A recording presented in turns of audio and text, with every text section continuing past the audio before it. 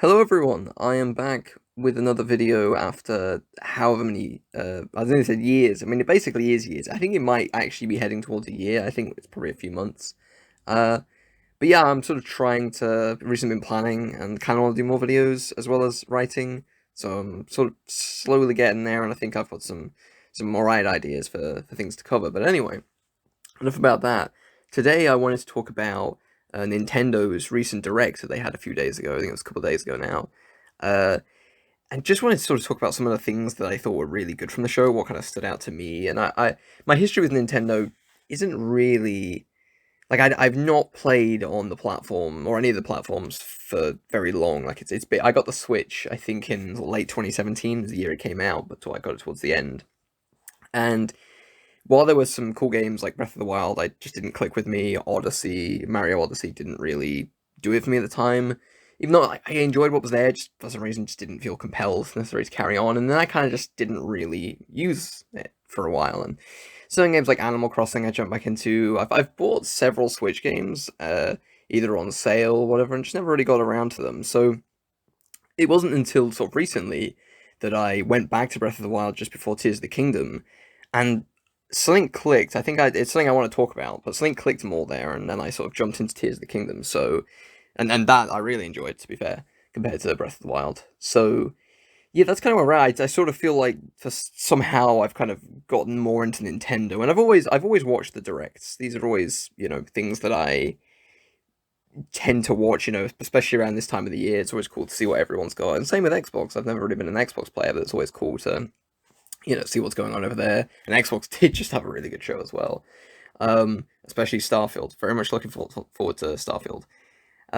So I've got about three games that are kind of like the main highlights for me. And then a bunch of others that I'm kind of like curious about that I might check out that I just thought I wanted to call out for, a particular reason. So the first one that really stood out to me was the Super Mario RPG, which is a remake of the SNES title that released back in 1996. And what's interesting about this is it was developed by, well, they're called obviously Square Enix now, but at the time they were called Squaresoft. Or I think it's like Square in Japan, Squaresoft in the US. I'm not quite too sure on that. Um, but my understanding of this game is actually quite limited. Now, I know it's obviously, it's like an isometric RPG, and obviously you form a party. It's obviously Mario, it's got all the characters, but there's a lot of different characters that I don't think are in Mario games that obviously were, I guess, part just, exclusively for this game.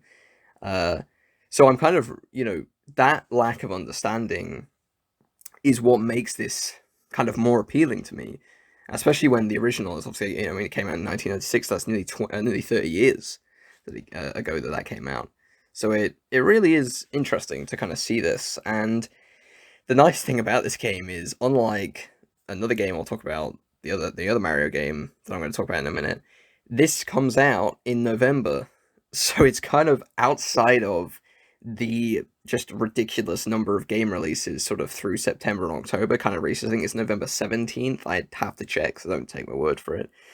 Um, and that's nice because it kind of means that I mean, I'm sure there's other games coming out in November, but I just think that's kind of a nice time that I think will allow me to kind of like play that, hopefully, around the time it comes out, which is it's gonna be really cool, honestly. And one thing in particular, so like I actually knew about this game. I obviously knew it existed before this direct, and I've not seen very much of it, but I remember seeing the art style, and I quite liked the original art style. I was kind of like, if they were to ever remake this or bring it forward, I kind of hope they keep the art style a little bit.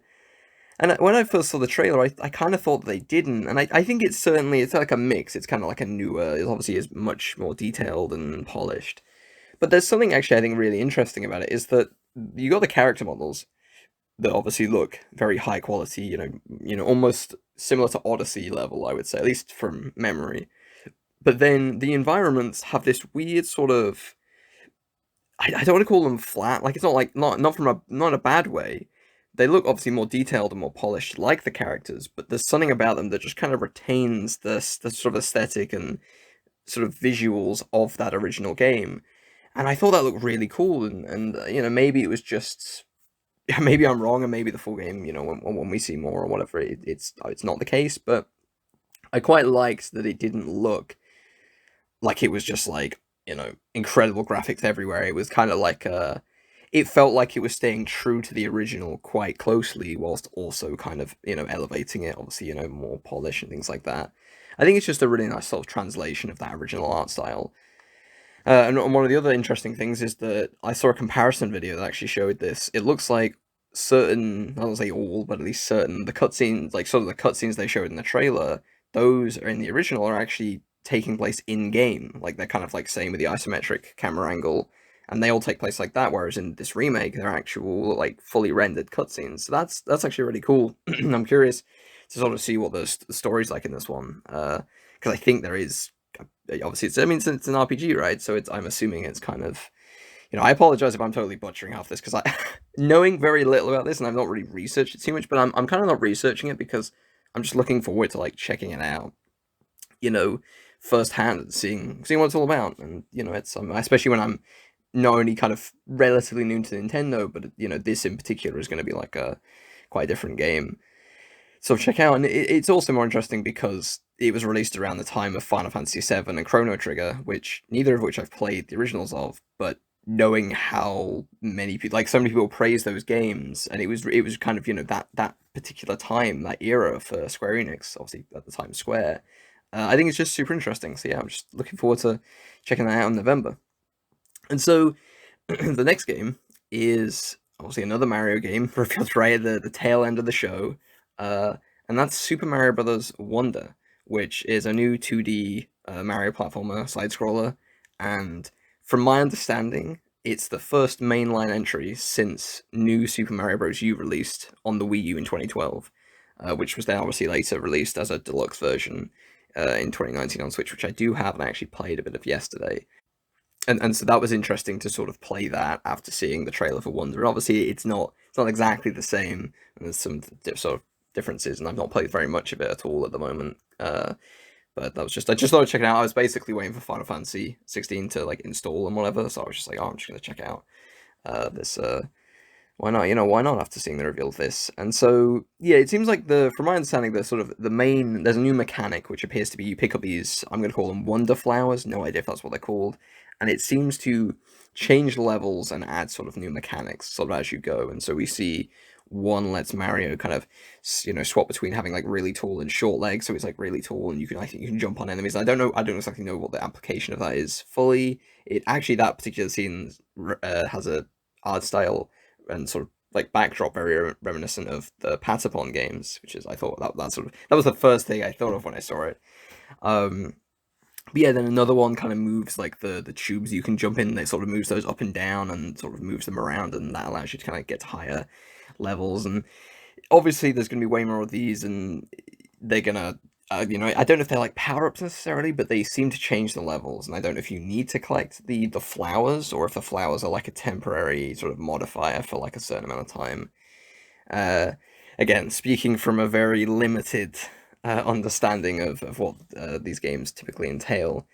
But yeah, we also get to see kind of there's a level select menu. We know there's local co-op and there's multiple playable characters. And you know, which your typical. I mean, from my understanding, from my source, Mario, Luigi, Peach, Daisy, Yoshi, and Yellow Toad, I think is their name. I could be wrong, but that's what a quick Google got me. So I just ran with it. And of course, how could I forget Elephant Mario, which obviously is a power up that you seem to get, and I don't know what to say about that, but I'm sort of interested in what are the sort of wacky power ups they've got. There is actually a bit where you see like a spiked ball sort of rolling, and if you actually look at it, it looks like it's Mario as that ball. So that looks like that's another one you can get. And I just gotta, you know, give Nintendo a shout out for they're just constantly coming up with just like kind of ridiculous like wacky ideas. They just always have something new up their sleeves, a new quirk that they can kind of reveal. I just think it's really cool and innovative, really. And so, yeah, I don't really know what to say other than that, but it's looking forward to it. You know, I think it's should be cool. And but that comes out on October 20th, which is the same day as Spider-Man 2, which you know I probably won't be playing this Mario game on that day, but it is one that I would like to check out. So it's gonna be on the list along with like every other game, like all the other 20 games or whatever releasing in like October. And kind of like the final main highlight for me, and it's not really as much a Nintendo game, though I think it's the first time. It's the first time they've all come in a collection, I believe, on the platform. But they showed the Metal Gear Solid Master Collection that Konami are releasing uh, later this year. I think it comes out October 24th or 27th or something like that. I should have written these dates down. I don't know why I didn't. But yeah, this showing, so it's not so much that, oh, it's coming to Switch that got me excited. It's the fact that they showed such a comprehensive sort of like collection that they're bringing here. You know, before this direct, we knew that this collection was going to include the first three Metal Gear Solid games, as well as Metal Gear Solid 1's VR and special missions, as well as the very original Metal Gear 1 and Metal Gear 2. But then during this direct, we kind of revealed that there's actually even more coming to it, which includes the NES versions of Metal Gear 1 and Snake's Revenge. Comes with the Metal Gear Solid 1 and 2 digital graphic novels, a music player, which I think they have a track list on the website. It doesn't include all the soundtracks, but it includes like 20 tracks, as well as master and screenplay books for Metal Gear 1 and 2, MGS 1, 2, and 3, and they contain like maps, character profiles, like scripts, and more. It's a really like surprising set of like bonus additions that I really hadn't anticipated, sort of thing. And obviously, Konami's not had the greatest run the past few years, and what with Kojima and all that stuff and other things, and it still sucks that stuff happened because it does, unfortunately, it taints some of this a little bit. Same with that remake that's coming out, which I hope is good. But I will say I'm glad that while they are remaking 3, they're also just porting these games, and I hope they're good ports, obviously. But I like it when devs are like, oh, we're going to remake the game, but we're also going to give you the original, and that way that you kind of please everyone there. Some people don't want to play the remake, some people just want to stick with the original, and having that option is cool. And yeah, so we obviously don't, we obviously, going by its name, it being called Volume 1, the assumption will be that there's a Volume 2. And, to me, it's like with how comprehensive this first volume is, it makes me even more hopeful and sort of, I have some level of confidence that we are finally going to get Metal Gear Solid 4 on current gen, which it baffles me that never got remastered last gen. It felt like it's such an obvious thing you should do, but I don't know why it didn't. If there was a reason behind it, I'm not too sure. But yeah, hopefully the volume 2 is going to include like Metal Gear Solid 4 as well as Peace Walker. Hopefully, I really hope Peace Walker comes out. Well, I played a bunch of Peace Walker on PSP. It probably doesn't hold up as well as I remember, but I remember playing a lot of it.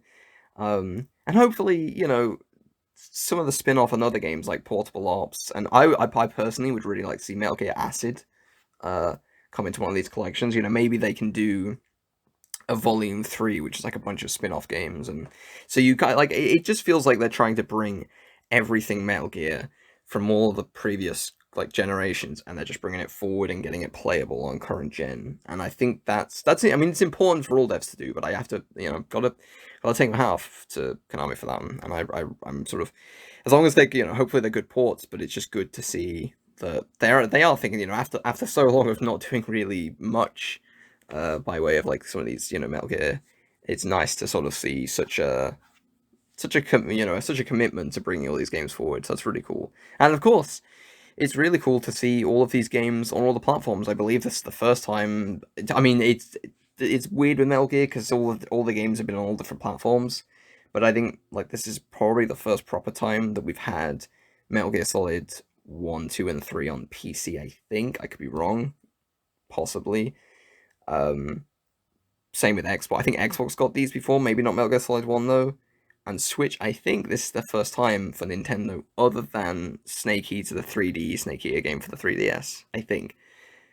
So, either way, it's just cool to have them all in a collection, all in one place. And so yeah, that's a cool thing, and that's kind of like, so they're like my 3 sort of big highlights, and I've just got a few other ones that I just want to call out for different reasons. Sort of games that I might play, not too sure, but they stood out to me or reminded me of need or wanting to play them.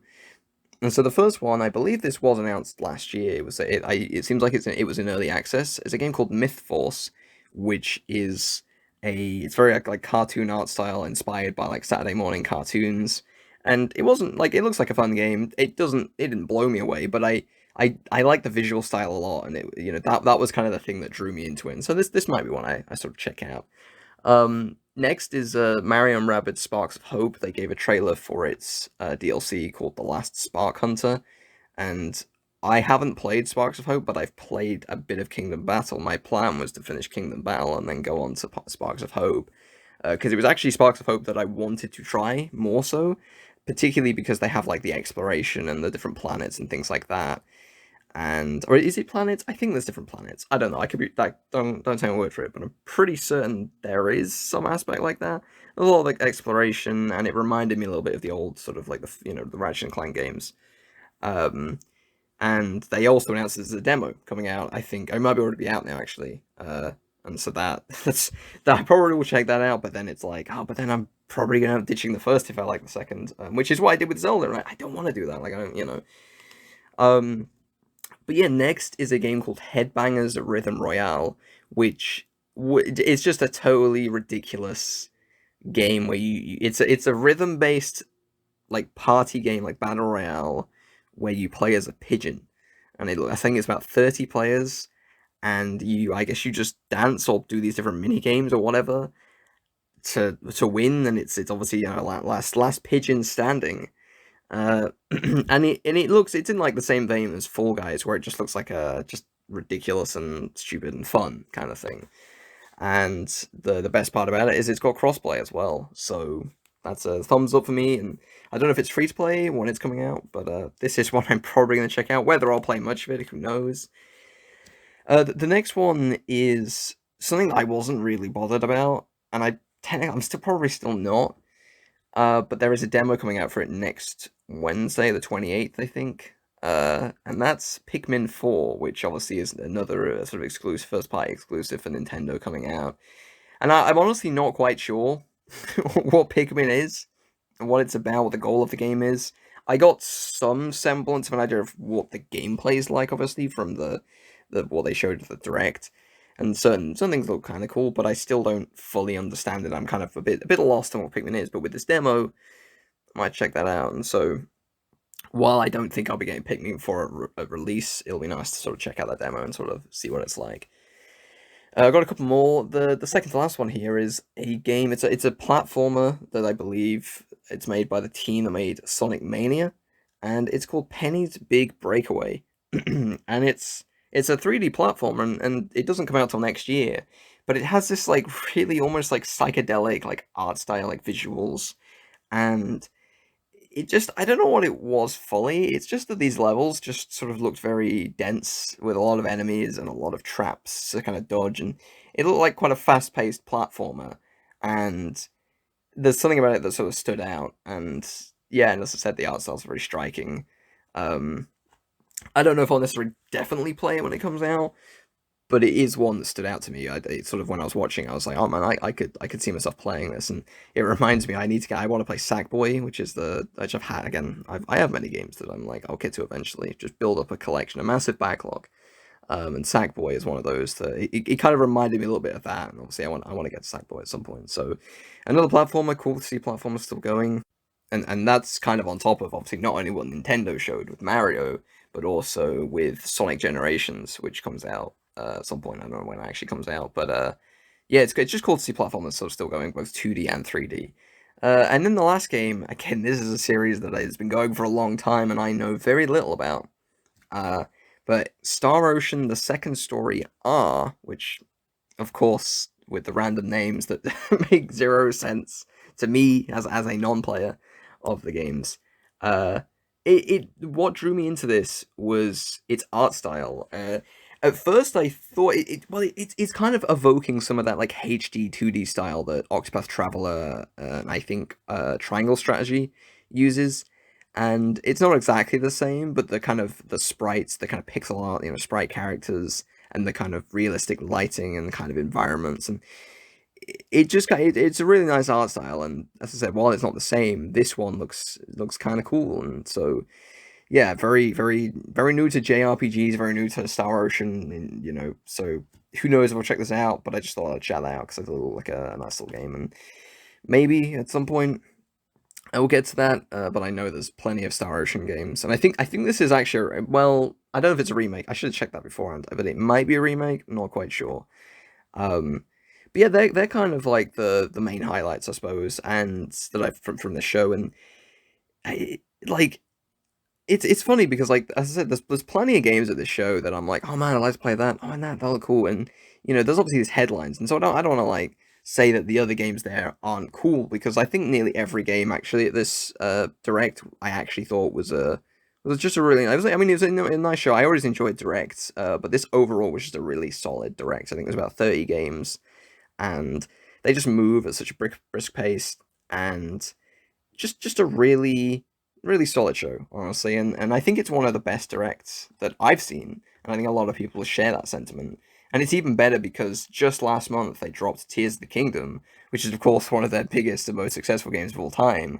And having this straight afterwards, being like, oh yeah, we're working on like 4 Mario games, and we've got Pikmin next month. It's just a really solid showing. And obviously, well, obviously Mario fans in particular, they're eating good. A lot of Mario.